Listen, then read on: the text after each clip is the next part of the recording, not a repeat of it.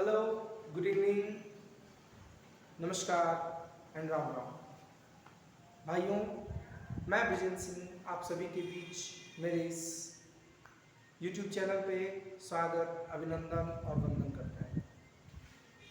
आज मैं आप सभी के बीच नए टॉपिक को लेके आया हूँ। कौतूहलवश हमारे मन में कभी कभार कई सारे ऐसे टॉपिक्स आते हैं, लेकिन हम उनसे कभी परिचित नहीं हो पाते।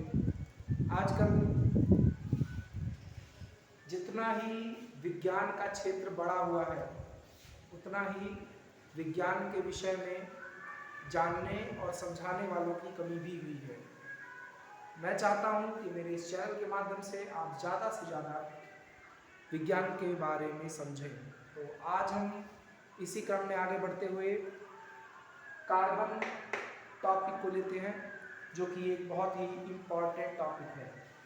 ये आपका क्लास 6, 7, 8, 9, 10, 11, 12 और उसके बाद आप जैसे ही आगे की तरफ बढ़ते जाते हैं, ये मित्र आपका साथ नहीं छोड़ेगा। तो आज हम कार्बन के बारे में जानेंगे। आइए हम आप सबको कार्बन की तरफ लेके चलते हैं। उसके पहले मैं आपसे कहना चाहूँगा कि आप सभी लोग मेरे इस चैनल को लाइक, सब्सक्राइब, शेयर और कमेंट भी कर दीजिएगा कि क्या मेरे इस पढ़ाने के तरीके आपको समझ में आ रहे हैं या नहीं। ज़रूर कमेंट करिएगा, भूलिएगा मत। चलिए आज हम चलते हैं आपको इस हमारे नए टॉपिक को ऊपर लेके। Carbon, what is carbon. हम सभी लोग कक्षा 6ठी, 7वीं, 8वीं, 9वीं, 10वीं के छात्र ये जानते हैं कि कार्बन हमारे जीवन का एक आधार है, एक मुख्य आधार है, एक मुख्य जगह है। एक ऐसा यौगिक जिस सृष्टि में वो चाहे हीरे का सबसे कठोरतम रूप हो या ग्रेफाइट का सबसे आसान, सबसे सरल, लेकिन पाया जरूर जाता है। तो इसी क्रम में हम आगे बढ़ते हुए आपको एक स्टोरी सुनाना चाहेंगे। एक बार मैं अपने स्कूल में बाइक स्टार्ट कर रहा था, तो बाइक स्टार्ट नहीं हो रही थी, किक हम मार रहे थे। तो तभी हमारे एक स्कूल का एक छात्र था और उस छात्र ने हमें कहा कि सर, इसके प्लग में कार्बन जम गया। उसने प्लग खोला और कार्बन को साफ किया। लेकिन ये शब्द, ये जो कार्बन शब्द था, ये कहीं ना कहीं मेरे दिमाग में उठ गया था कि कौतूहलवश की मैं सोचने लगा कि ये कार्बन, इसे बताना चाहिए कि बच्चे के मन में आया कार्बन, तो इससे बारे में अपरिचित ना रहे। वो जान रहा है कि गाड़ी में कार्बन लग गया, लेकिन कार्बन है क्या, वो इम्पोर्टेंट है जानना। तो मैं आज इसी विषय को, एक नया टॉपिक कार्बन, इसके बारे में आपको समझा रहा हूँ। और प्लीज़ आप लोग ज़्यादा से ज़्यादा शेयर करें। मैं आप सभी के बीच उपस्थित हूँ और आगे चलते हैं। कार्बन प्रकृति का ऐसा यौगिक, एक ऐसा यौगिक जो चाहे वो सबसे कठोरतम रूप हीरा हो या सबसे सरल रूप ग्रेफाइट, जिसे आप चाकू से भी काट सकते हैं, दोनों रूप में उपस्थित है। सबसे कठोरतम और सरल, दोनों रूपों में है। बस समझने के लिए ये कैसा यौगिक है। हम आपके, चाहे आपका भोजन जो आप खाते हैं, आपकी जगह जहां आप रहते हैं, आप जो चीज़ पहनते हैं, जो चीज़ चलाते हैं, जो चीज़ें आपको कहीं से मिल रही हो, जो आपके आसपास में, उन सब के अंदर ये कार्बन महोदय उपस्थित है। आप इन्हें हल्के में ना लें, ये बहुत ही प्रिय मित्र बनेंगे आपके। जब आप सब लोग आगे जाएंगे, अगली कक्षाओं में आप आगे बढ़ेंगे, तो आपको ये आपके प्रिय मित्र आपको जरूर मिलेंगे। तो ये जो भोजन है या जितनी भी चीज़ें हैं, मैं कह सकता हूँ कि प्रकृति के लगभग प्रकृति के 111, मैं क्लियरेंस दे रहा हूँ कि लगभग 111 तत्वों में से 92 तत्व, मतलब 111 तत्व जितने हमारे पास हैं, मतलब टोटल 111 तत्व हैं, इनमें से जो 92 तत्व हैं वो अकेले क्या हैं? वो अकेले कार्बन से बने हैं, अकेले कार्बन से बने हैं। आप समझ सकते हैं कि इनकी संख्या 90% से भी एवं, मतलब आप 95 भी कहें तो कम, मतलब ये संख्या इतनी ज्यादा है कि आप 111 तत्व से लेकर 92 तत्वों में, मतलब क्या 111 तत्वों में 92 तत्व जो है वो कार्बन से मिलकर बने हैं।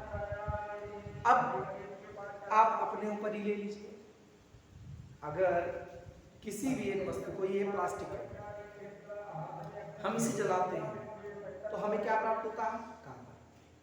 बाइक जो हम चलाते हैं उससे हमें क्या प्राप्त होता है जब उसका ईंधन जलता है? कार्बन।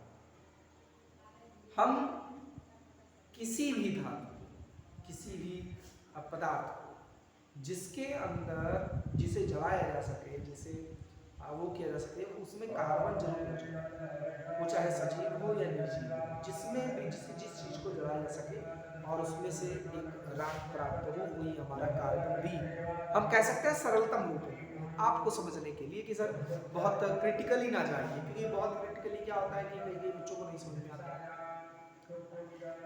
और यही चीजें हैं। आज जो हमने बताया आपको एक छोटा सा टॉपिक कि कार्बन जो कि एक प्रकार का यौगिक है, जो हमें, जो इस प्रकृति में हीरे के रूप में हो चाहे ग्रेफाइट, ये पाया जाता है। आप सांस लेते हैं ना, सांस, तो आपके अंदर में जो जा रहा है ना ऑक्सीजन, वो कार्बन से युक्त है, मतलब कार्बन से युक्त जो ऑक्सीजन है, मतलब कार्बन और ऑक्सीजन इन दोनों से मिलकर CO2 बनता है। आप ये CO2 इनहेल करते हो, इनहेल मतलब आप अंदर लेते हो, ये चीजें मायने रखती हैं। आप कार्बन को हम C से, मतलब अगर C कहीं लिखा है तो इस वर्ड से हम इसको इंडिकेट करते हैं हमारी विज्ञान की भाषा में, हमारे तत्वों की भाषा में, यौगिकों में हम इसे C के नाम से जानते हैं कि C मीन्स कार्बन। कैट मत बोल दीजिएगा, ठीक है? ये कार्बन है, C फॉर कार्बन। आप विज्ञान पढ़ रहे हो, कोई पूछेगा भैया C फॉर, तो आप बोलोगे कार्बन। O फॉर मतलब O2, सर गलत हो जाएगा, O2 मीन्स ऑक्सीजन। आप अभी कहते सर O फॉर, ना ना ना ना, फॉर्मूला गलत नहीं करना, जो है वही करना है, ठीक। आगे चलते हैं। ऐसा हम लोगों ने देखा है कि आप देखेंगे कि हीरे को, इसमें जो इसकी जो बनावट है हीरे की, वो बहुत ही जटिल है। इसकी जो जटिलता है वो बहुत ही यूँ कहा जाए सबसे अलग है। आप एक हीरे को तोड़ नहीं सकते।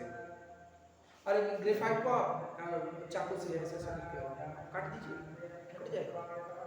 हाँ भाई बहुत इजी है ग्रेफाइट, और वही कार्बन से बना हुआ कोयला, हीरा। आप कोयले को भी देख सकते हैं कि वो कार्बन है प्योर।